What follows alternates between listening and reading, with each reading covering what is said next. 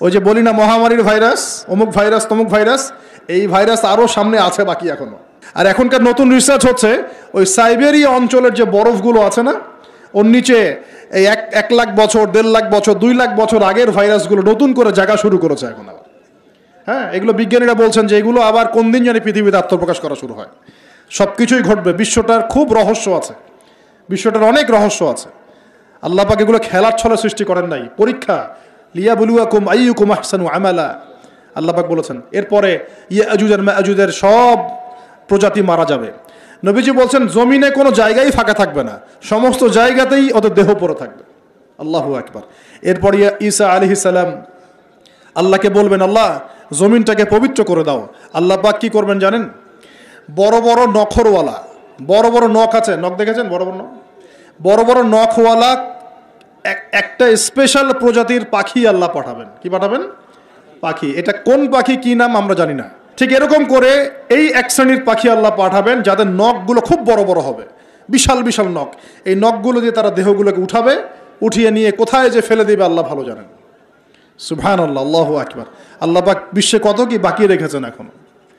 এরপরে আল্লাহ পাক কি করবেন জানেন? আল্লাহ পাক বৃষ্টি বর্ষণ করবেন। এত বেশি বৃষ্টি হবে, এত বৃষ্টি হবে, জমিন ধুয়ে পরিষ্কার হয়ে যাবে ইনশাআল্লাহ। হাদিসে আসছে জমিন একদম চকচক করবে, জমিটা পরিষ্কার হয়ে চকচক করতে থাকবে। এরপরে কারণ ওই ভাইরাস তো ধুইতে হবে না, ভাইরাসকে ধুয়ে সাফ করতে হবে। তারপরে ঈসা আলাইহিস সালামের সময়ে বলা হচ্ছে, তার সময়ে একটা ডালিম, ডালিম দেখেছেন কিনা? আনার ডালিম, এই ডালিমের যে খোসা হয় না, এই ডালিমের খোসার নিচে একটা পুরো পরিবার আশ্রয় নিতে পারবে। কি বুঝলেন? এত বড় বড় ফল হবে, এত বরকত হবে জমিনের মধ্যে। কখন বরকত হয়? যখন একটা জনপদের অধিবাসীরা আল্লাহর সামনে আত্মসমর্পণ করে, তখন আল্লাহ বরকত দেন। আমরা কি আত্মসমর্পণ করছি?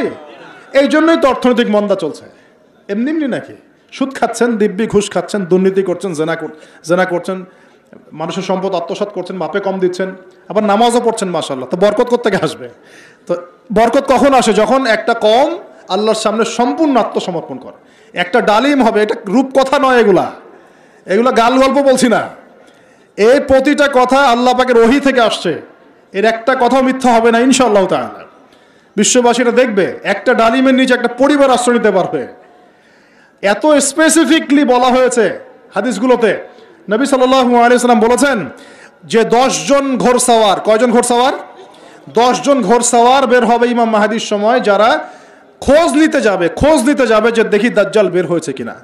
ঘোড়ায় করে খোঁজ নিতে যাবে, দেখি দাজ্জাল বের হয়েছে কিনা। ওই 10, নবীজি বলছেন আমি ওই 10 জনের নামও জানি, ওদের বাবার নামও জানি। সুবহানাল্লাহ।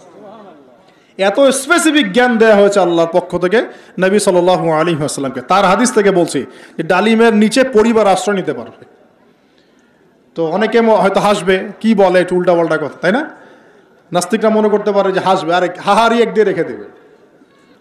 এখন মানুষ ফেসবুকের মতো চিন্তা করে, ফেসবুকের মতো হাসে, ফেসবুকের মতো কাঁদে। মানুষ এখন রোবটিক হয়ে গেছে আর কি। ঠিক আছে? আচ্ছা, তো এরপর কি?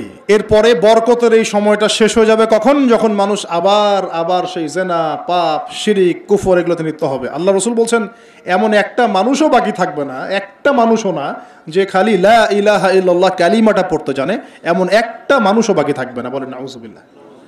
ওরা হবে এই পৃথিবীর সবচেয়ে নিকৃষ্ট মানুষ। ওদের চেয়ে নিকৃষ্ট কোনো মানুষ এই পৃথিবীতে হবে না। এখনো কি এরকম সময় আসে নাই? এখন কি লা ইলাহা ইল্লাল্লাহ আছে না? আছে, হ্যাঁ। হয়তো তার পূর্ণাঙ্গ প্রয়োগটা নাই, কিন্তু কালিমা তো আছে কি না? তখন নবীজি বলছেন এমন একটা যুগ আসবে যে লা ইলাহা ইল্লাল্লাহ বলার মতো একটা মানুষ খুঁজে পাওয়া যাবে না। আর মানুষ রাস্তাঘাটে কুকুরের মতো জেনা করবে। রাস্তাঘাটে কুকুর যেমন সঙ্গম করে না রাস্তাঘাটে, ওই রকম করে মানুষ রাস্তাঘাটে জেনা করবে। ওই সময়ে আল্লাহ রাব্বুল আলামিন পশ্চিম দিক থেকে সূর্য উঠাবেন। কোন দিক থেকে? সূর্য সত্যি সত্যি পশ্চিম দিকে উঠবে।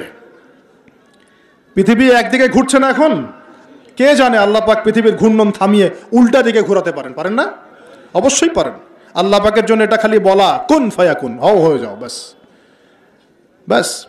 আমি কয়েকদিন আগে রিপোর্ট দেখেছি, পৃথিবীর নিচে কিন্তু আগুনের স্তর আছে। আচ্ছা, জানেন তো পৃথিবীর নিচে আগ্নেয়গিরিগুলো আছে। পৃথিবীর ভিতরেও একটা ঘূর্ণন হয়, সেই ঘূর্ণনের দিক পরিবর্তন হচ্ছে দিন দিন, এমনটা রিপোর্ট এসেছে।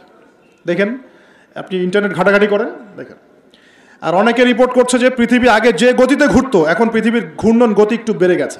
দেখেন রিপোর্ট দেখেন, ঘূর্ণন গতি বেড়ে যাওয়ার মানে হচ্ছে টাইম দ্রুত পাস করবে। আর শেষ জামানার হাদিস এটাও আছে যে সময় দ্রুত পাস করবে, আছে না? এটা হাদিসে আসছে। তো প্রিয় ভাইরা, এই সময়ে মানুষ খারাপ হওয়া শুরু করার পরে এমন খারাপ হবে আল্লাহর নাম নেওয়ার মতো কোনো মানুষ থাকবে না, আল্লাহ আল্লাহ বলার মতো কোনো মানুষ থাকবে না। তখন পশ্চিম দিক থেকে সূর্য উঠবে। কিভাবে কিয়ামত হবে? নবীজি বলছেন একজন ব্যক্তি পানি খাওয়ার জন্যে পাত্রটাকে মুখের সামনে নিবে, পানি গিলতে পারবে না, কিয়ামত হয়ে যাবে। নাউযুবিল্লাহ।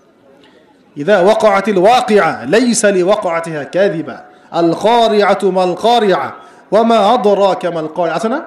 আম্মা ইয়াতাসাআলুন আনিন নাবাইল আযীম। কত সূরা আছে কিয়ামত সংক্রান্ত, পড়ে দেখেন। ইযা যুলজিলাতিল আরদু জিলজালাহা ওয়া আখরাজাতিল আরদু আসকালাহা ইযা শামসু কুওয়িরাত ওয়া ইযা নুজুমু কাদারাত। এই সূরাগুলো পড়ে দেখেন। আম্মা পারার শেষ পারাটা যেটা 30তম পারা,